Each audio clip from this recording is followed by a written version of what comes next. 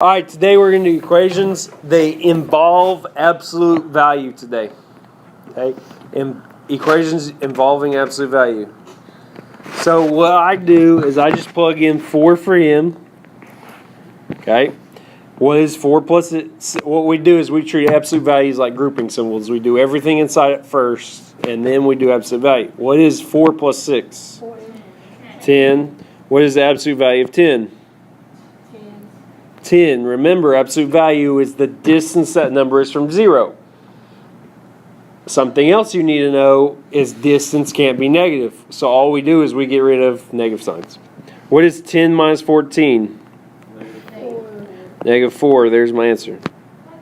Easy enough. Write this down. Alright, so all we do is replace x with 2. We have 3 minus 4 times 2. What is 4 times 2?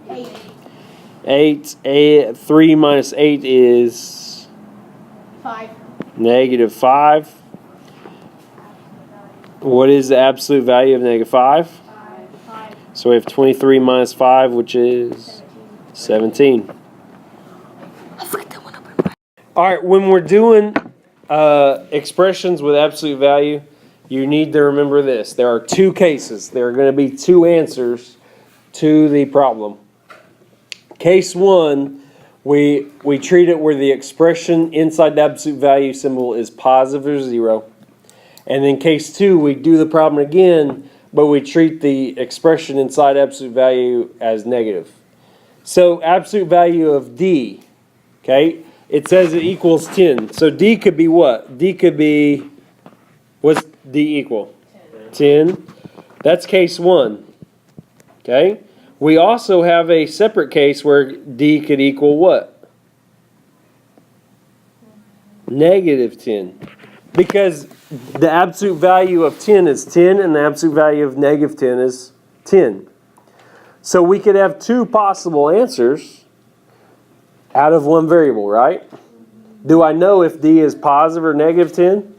No, so I have to answer both cases. Okay?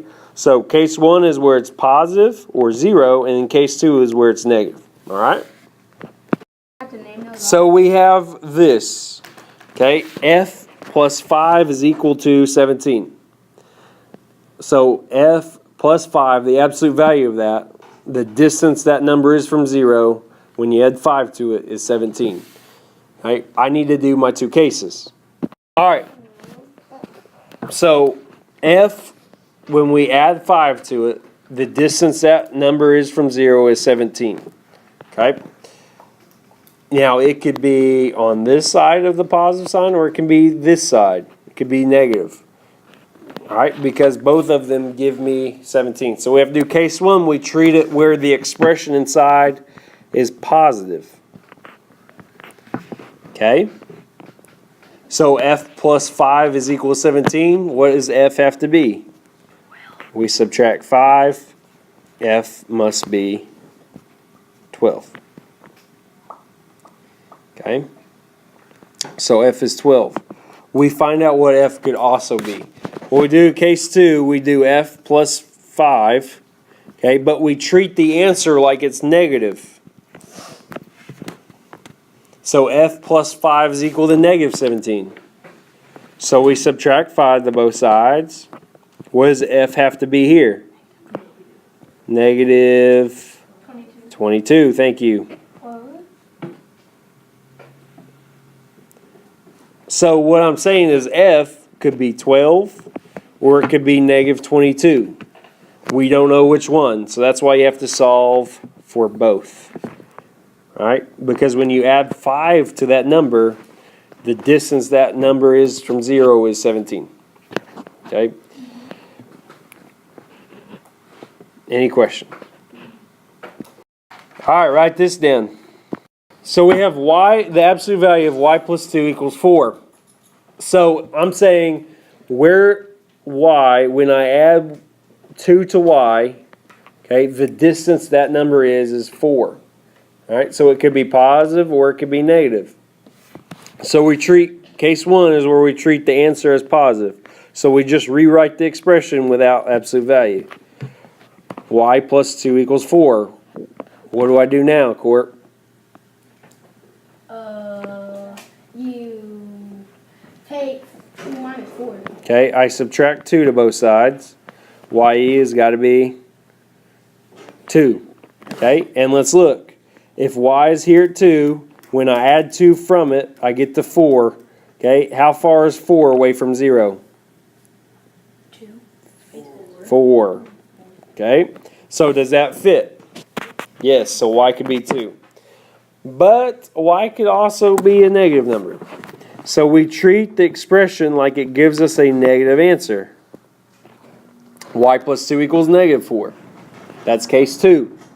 So we subtract 2 to both sides. Y is equal to negative 6. So let's put negative 6 on the number line. When I add 2 to it, where do I end up? Negative 4. How far is negative 4 away from 0?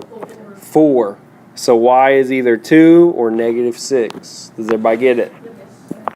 All right, so write this down. All right, so if you tried to solve it, okay, B minus 1, the absolute value of it, is there any way you could get a negative number out of absolute value? No. Because anytime we have negative 4, what's the absolute value of negative 4? 4, right? What's the absolute value of 4? 4. When we take absolute value of something, we find the distance that number is from 0, but all we're really doing is taking away the negative sign. So how in the world can we get negative 3? We can't. Okay, so that's no solution. Right? Any questions? Okay, you can't have absolute value equaling a negative number. That doesn't make any sense. Because what this is saying is B, when you subtract 1, it is negative 3 places away from 0, but you can't have a negative distance. So we don't have an answer. Or we could write it as empty set, meaning there's no solution. Here is your homework.